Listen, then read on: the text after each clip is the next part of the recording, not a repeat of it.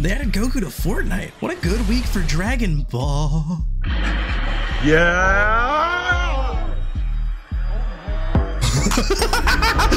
Holy shit. I was waiting for this scream the whole movie. I've waited for this moment for 15 years. So, I can't believe I'm saying this, but this horribly named movie has done something that I thought was impossible, showing Gohan, a victim of Dragon Ball's potentially biggest misstep, the love he deserves, and somehow landing a payoff 20 years in the making. So when I say holy shit, I mean it, because I'd never thought I'd see what this movie showed me. So let's get into why I love Dragon Ball Super Superhero. Oh, it's Brad Reviews.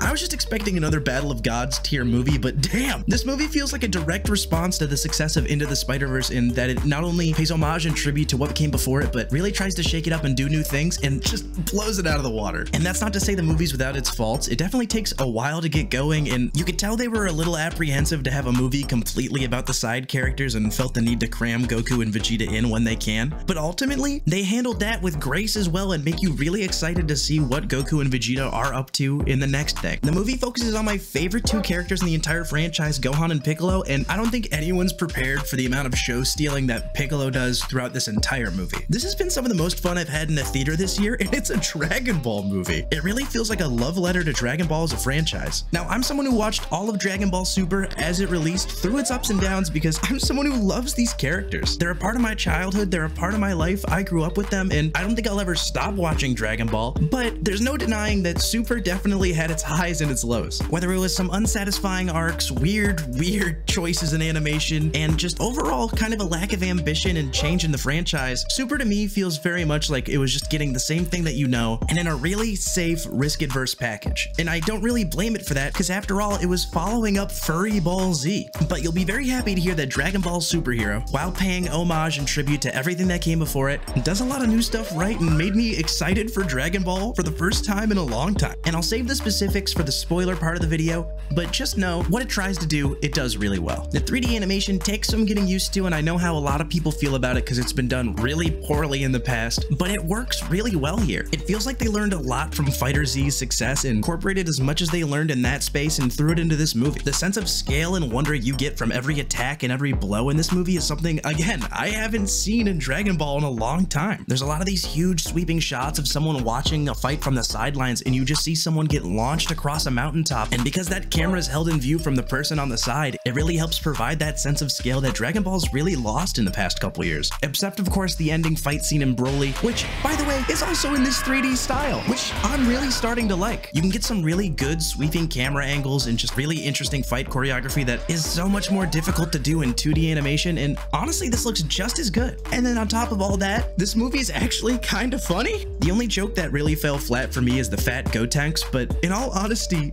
the movie's not afraid to make fun of itself at all, and that's really charming. It takes itself serious when it needs to take itself serious, which again is really surprising coming from Dragon Ball. I think a lot of people associate Dragon Ball's style of humor with a little bit of perviness to it, and rightfully so because those early days are rough, but this movie had my theater genuinely laughing, and by theater I meant me and my one friend because it was only the two of us. But not only does that still count, I promise you the movie is genuinely really funny. There's a whole bit throughout the movie of Piccolo having this phone case and holding it like this, and it's so silly. I love it. And I'm realizing I've gotten this far into the video already without even mentioning the superheroes. I didn't know how I would feel about the Gamma Twins, but honestly, I think they provide some really good comedic relief and are really interesting characters. And it's nice to see individuals with really any level of depth whatsoever, because again, that's not something we get a lot of in Dragon Ball. They even have this one really good bit, which I wish stayed in the movie a little bit longer than it did, but they make up for it immediately with the character and charm they bring to the story. The movie as a whole does a really good job of balancing a silly tone and a very serious, good story. No, it's not 40 minutes of straight action like the Broly movie, but after getting this, I don't really know if I want that anymore. The fact that we went back to some characters and breathed new life into them and gave them the love they deserve just gets me excited that more characters will be able to get this love. I want another movie like this for Tien or Krillin, or even just another Piccolo solo film, and honestly, I don't even think they need Goku and Vegeta in this movie to make it as great as they did. So for the spoiler-free review, if I have to rate it on a scale of 1 to 10, I'd say it's an 8. Go see it. It's great. Genuinely, you're gonna have a good time, and I think as soon as you get used to the 3D art style, you're gonna really enjoy this movie. Now on to the spoilers. 3, 2, 1. Oh my god! Where do I begin? I guess the beginning? First off, just want to say, love that Piccolo has a house now. 2, love even more so that it's filled with plushies. Oh my god, this movie. Once this movie picks up, it really never stops. I really like seeing Piccolo's whole little James Bond into the Death Star, knock out a stormtrooper, put on their costume, and go undercover mission. In a world where every single conflict is often just dealt with a giant key blast or punches to the face and running into a fight, it's really cool to see any other methods used whatsoever for gaining intel and knowledge. How nobody questioned that the green guy of all people was a double agent, I don't know, but Piccolo going along with the entire plan to kidnap Pan just to piss off Gohan to unleash his potential is just the right amount of Dragon Ball twisted humor that honestly really funny, and holy shit, Gohan going off. It's common knowledge now that Gohan was supposed to take over for the series after the Cell Saga, but then was ultimately sidelined, and I appreciate that they just kind of acknowledge that, but then still build off of it and somehow carry on with the momentum that they stopped generating 20 years ago. Seriously, this scene came out 20 years ago. Like, there's literally a moment in this movie where Piccolo goes, "Oh yeah, I forgot I could do that." And there's a million reasons why looking at the camera and winking like that shouldn't work, but it does. Because for those who don't know, Akira Toriyama just kind of wrote Dragon Ball as he went. And if stuff got forgotten in the wayside or whatever, that's just kind of what happened. But what's so refreshing about Dragon Ball Super Superhero is that because of the movie format, it seems like Akira was able to take a step back, look at all the things that he's done before, and provide some really good callbacks and payoffs for things that really were never able to get love, that they desperately deserve. I'm not going to be crazy and compare it one-to-one, but this movie feels a lot like Avengers Endgame in those constant callbacks, and that you could watch this movie 3, 4, 5 times and pick up on stuff you missed before. I mean, the entire final fight is Gohan fighting Cell again, while also Piccolo trying to hold back Cell as if it was the Raditz and Goku fight, and then only for it to end by Gohan using the special beam cannon while Piccolo has him in a headlock.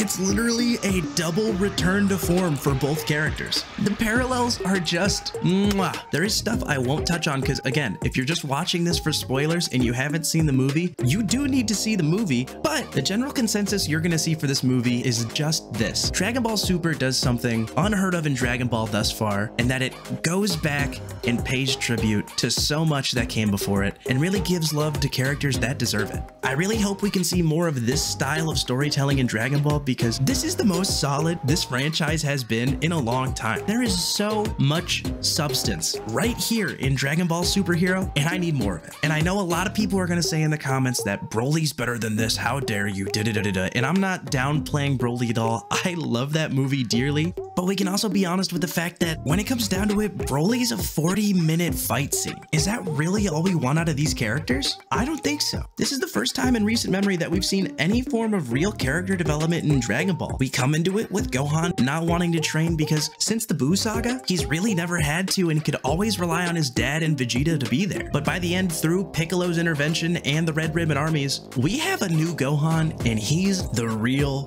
deal. You see Piccolo and him further their relationship together. Because really, as we all know, Piccolo's way more of Gohan's dad than Goku will ever be. And overall, the movie just makes these relationships and these characters feel more alive than they've really ever felt. And I don't think you could really praise it enough for that. People don't realize how old Dragon Ball is. Dragon Ball Z literally started airing in the 90s. And then to have people cheering in movie theaters 30 years after your franchise started is absolutely incredible. And you need to recognize when you're doing something right and keep doing it. And the only thing that boggles my mind more is the fact that Bulma has been using the Dragon Balls to wish for a fatter ass. And that's canon. If you guys want more reviews, let me know. Put some stuff you want me to review in the comments. I'll see ya later.